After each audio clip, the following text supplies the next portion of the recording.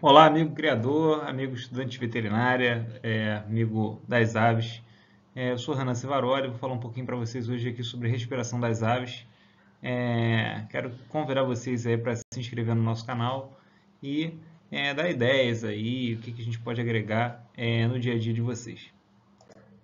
Bom, aqui a gente começa falando um pouquinho da anatomia das aves e a gente consegue ver aqui o pulmão das aves, que tem um volume fixo e em torno aí de 9 sacos aéreos aí em média, tá? É importante a gente lembrar que os sacos aéreos é quem fazem a função mecânica da respiração. O que eu quero dizer com isso? Nós humanos, nós temos tórax e abdômen. As aves não, as aves só têm uma cavidade, que é a cavidade celomática, e elas não têm diafragma, né? Então, quem faz, o nosso pulmão expande, né? Nas aves não, nas aves o pulmão tem um volume fixo e quem faz a expansão são esses sacos aéreos aí que são mal vascularizados.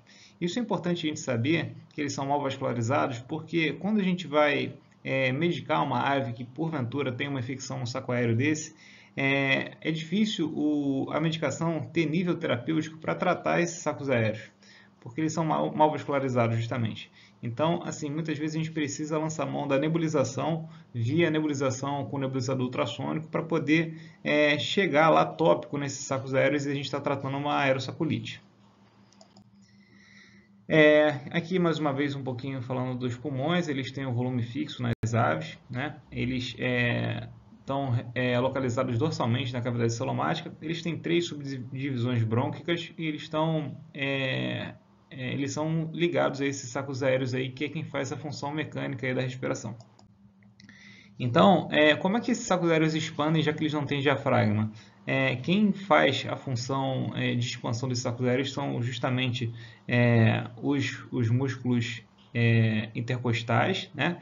E faz esse movimento aí ventrocranial do externo e lateral das costelas, tá? Então a gente tem o complexo externo-coracoide, que ele se fixa aí a espádua e a ponta do externo e desloca-se em arco aí durante a respiração. Então a gente tem a entrada do ar, né? Quando esse complexo é voltado para frente e quando ele vem para trás, ele comprime esses sacos aéreos e aí você tem a expiração. E as aves não têm alvéolos pulmonares, eles têm os capilares aéreos, que a gente chama. Então, assim, enquanto o ar está passando num sentido, o sangue capilar está passando em outro sentido, e assim que acontece a hematose, né? Ocorre aí a troca gasosa. Então aqui um outro esquema aqui do sistema respiratório das aves e aqui eu coloquei esses dois asteriscos justamente para mostrar um exemplo de uma obstrução em alguns sacos aéreos desse. O que aconteceria? Então para a ave manter o volume respiratório, a gente teria que aumentar a frequência respiratória e consequentemente a gente ia comprometer a homeostase, o equilíbrio do corpo, né? Então a ave aumentando a frequência respiratória, fatalmente ela vai lavar mais CO2 e vai fazer o que a gente chama de alcalose respiratória. Então, eu trouxe alguns casinhos clínicos aí para a gente ilustrar. Num caso aí, uma fêmea de bicudo que apresentou subitamente o aumento da frequência respiratória, uma taquipneia, e a gente radiografou e na realidade não era nada no sistema respiratório, mas uma compressão dos sacos aéreos. Então a gente tinha um ovo aqui, ó, se vocês conseguirem dar uma olhada, um ovo que está até com a casca dele já quebrada por manipulação. Então esse ovo aí ocupa o local que os sacos aéreos abdominais ocupariam e aí consequentemente a gente tem um aumento da frequência respiratória para compensar ela manter a hematose, né? E era essa a causa da taquipneia. Então removeu o ovo e acabou o problema, no caso cirúrgico.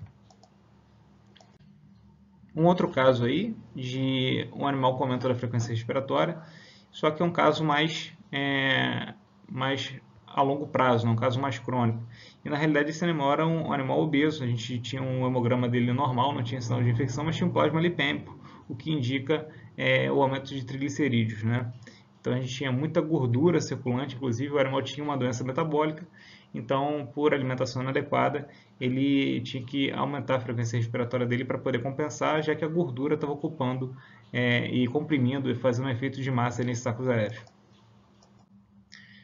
Aqui um outro caso também de de taquipneia, de dispneia, né, na realidade.